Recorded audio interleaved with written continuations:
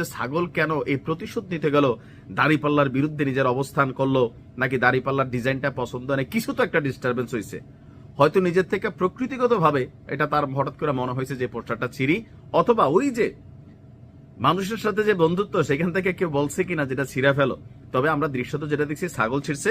এখান থেকে আমরা যারা বিভিন্ন দলের রাজনীতি করি বা সামনে নির্বাচন আসছে, পোস্টারিং হবে প্রত্যেক এলাকায়, অলিতে গলিতে, পাড়ায় পাড়ায় পোস্টারিং হবে। আর পোস্টারিং ছিঁড়া নিয়ে অলরেডি কিন্তু 2-3 জায়গায় এরকম ভেজাল হয়েছে, মারামারি হয়েছে। স্বাভাবিকভাবে এক দলের নেতাকর্মীর এটা অন্য দলের পোস্টার এটার উপর লাগালে এটা নিয়ে ঝগড়া করবেই। তবে এখন থেকে যে কোনো সময় ফেসবুকের লোকালি কারোর পোস্টার ছিঁড়া, কারোর পোস্টার তোলা এরকম দেখা হুট করে যে ঝাঁপাইয়া পড়েন না, একটু প্রেক্ষাপটটা জানার চেষ্টা করেন।